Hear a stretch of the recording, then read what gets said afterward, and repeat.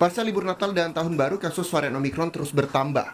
Wakil Gubernur DKI Jakarta, Mat Riza Patria menyebut, jumlah kasus varian Omikron belakangan semakin meningkat hingga mencapai angka 162 orang. Menurut Riza, penambahan kasus Omikron terjadi akibat adanya orang yang datang dari luar negeri. Kita ketahui belakangan ini Omikron semakin meningkat. Di Jakarta sendiri kasusnya sudah 162 orang ya. Tadi tambahan kasus 3 Januari ini tadi di Jakarta Barat sudah melalui Litbangkes itu ada 15 orang. Tambah 12 orang. Jadi total dari 2 Januari itu ada 135 kasus. Jadi totalnya sudah mencapai 162 orang. Dan umumnya ini akibat yang datang dari luar negeri. Sementara itu, sebanyak 20 orang warga Jawa Barat berdasarkan KTP positif COVID-19 varian Omikron. Diketahui ke-20 warga Jabar itu terpapar setelah melakukan perjalanan dari luar negeri. Saat ini semuanya sedang menjalani karantina di RSDC Wisma Atlet Jakarta. Gubernur Jawa Barat Ridwan Kamil mengatakan, meski ada warga Jawa Barat yang terdeteksi COVID-19 varian Omikron, belum ditemukan adanya penularan lokal varian Omikron di Jawa Barat. Ini tercatat warga Jawa Barat yang datang dari luar negeri, kemudian dikarantina dan diketahui terpapar Omikron ada 20 orang. Jadi ini ada breaking news, tapi tidak di level komunitas. Semuanya tersisir di batas negara, kira-kira begitu, yaitu di bandara. Cuman KTP-nya tercatat sebagai warga Jawa. Saya ulang ya, biar jangan salah nih. Jadi Omikron belum ada di tanah Jawa Barat per hari ini. Tapi yang KTP-nya Jawa Barat sekarang dikarantina di Jakarta itu ada 20 orang.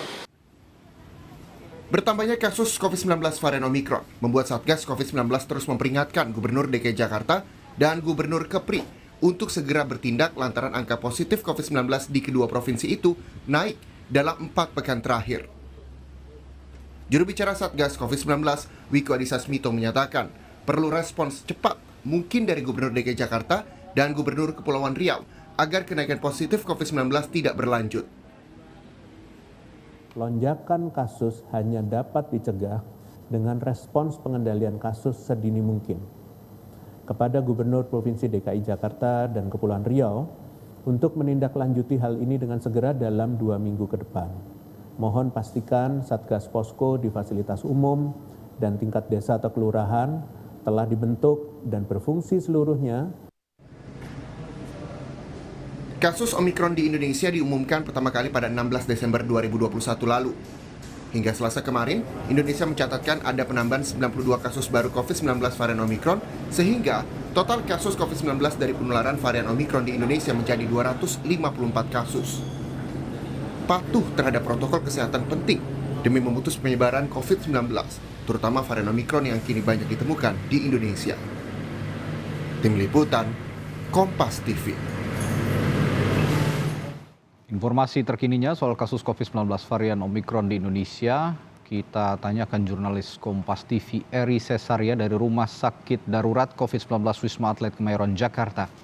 Eri, seperti apa penanganan pasien positif COVID-19, utamanya varian Omikron di sana? Total berapa kasus hari ini?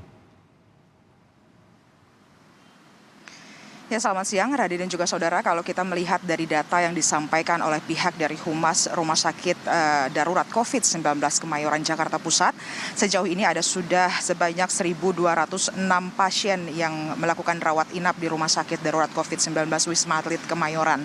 Angka ini bertambah sebanyak 125 pasien jika dibandingkan dengan hari Selasa kemarin yang berjumlah 1.081. Kalau kita melihat dari penambahan angka ini, memang selama 4 minggu terakhir ini penambahan kasus semakin tinggi mengingat masuknya pasca libur Natal dan juga Tahun Baru. Dan berbicara mengenai kasus Omikron sendiri, memang sejauh ini tadi kami mencoba untuk mengkonfirmasi pihak Humas RSDC Wisma Atlet terkait dengan berapa banyak pasien COVID-19 varian Omikron yang melakukan rawat inap di RSDC Wisma Atlet. Namun sejauh ini informasi tersebut baru akan bisa disampaikan oleh pihak dari Rumah Sakit Darurat COVID-19 Wisma Atlet Kemayoran pada pukul 3 sore nanti atau pukul 15.00 waktu Indonesia Barat. Dan sejauh ini pun juga data yang kami dapatkan, memang hingga hari Selasa kemarin ini ada penambahan kasus di Indonesia sebanyak 92 kasus COVID-19 varian Omikron, yang artinya saat ini di Indonesia ini sudah ada sebanyak 254 pasien COVID-19 varian Omikron sejak 16 Desember 2021 atau sejak pertama kali kasus Omikron dinyatakan ada di Indonesia. Sementara di Jakarta sendiri kasus tersebut ini mencapai angka 252,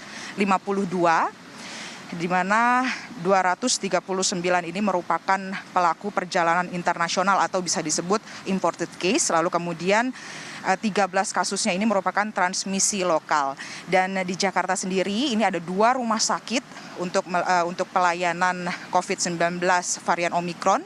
Yang pertama di Rumah Sakit Darurat COVID-19 Wisma Atlet Kemayoran, lalu kemudian yang kedua adalah di Rumah Sakit Penyakit Infeksi Sulianti Saroso. Dan nanti pada pukul 3 sore atau pukul 15.00 waktu Indonesia Barat, rencananya Rumah Sakit Rumah Sakit Darurat COVID-19 Wisma Atlet Kemayoran baru akan menyampaikan informasi terkait dengan penambahan kasus, lalu kemudian juga terkait dengan perincian data varian Omikron yang ada di Jakarta, khususnya yang dirawat di Rumah Sakit Darurat COVID-19 Wisma Atlet Kemayoran. Kalau mengenai penanganan sendiri, kalau kita lihat, kami memantau sejak pagi tadi, memang sudah ada perbedaan, Radi, jika dibandingkan sebelum varian Omikron ini masuk di Indonesia. Kami melihat memang sudah ada penutupan dari Tower 1 dan Tower 2, 3, 4 hingga Tower 6 yang ada di RSDC Wisma Atlet. Ini artinya sudah ada proses untuk pengetatan isolasi ataupun juga karantina bagi pasien yang dirawat di RSDC Kemayoran, Jakarta Pusat. Radi. Ya, Eri Sasaria melaporkan dari Wisma Atlet. Namun saya ingin menanyakan terlebih dahulu, Eri, pengawasan untuk para pasien yang dirawat di Wisma Atlet saat ini seperti apa? Apakah mereka nanti juga akan terus diawasi mulai dari masuk Wisma Atlet hingga sampai selesai, artinya mereka sembuh lalu dipulangkan ke rumahnya mereka masing-masing? Ya, Radi, memang ada sedikit perbedaan varian baru Omikron COVID-19 ini dengan varian-varian sebelumnya dalam proses penanganan ataupun juga dalam proses pengecekan tes hingga dinyatakan positif dan diizinkan untuk kembali ke rumah mereka masing-masing. Sebelumnya, Menteri Kesehatan ini sudah mengeluarkan surat edaran Menkes tentang pencegahan dan juga pengendalian kasus COVID varian Omikron, di mana seluruh kasus probable atau kasus yang dinyatakan positif, lalu kemudian dengan kasus terkonfirmasi varian Omikron ini, baik yang bergejala maupun yang tidak bergejala, mereka wajib melaksanakan karantina di rumah sakit yang memberikan pelayanan COVID-19. Kalau di Jakarta, tadi sudah saya sebutkan, ada di RSDC Wisma Atlet Kemayoran, lalu kemudian di RSPI Sulianti Saroso.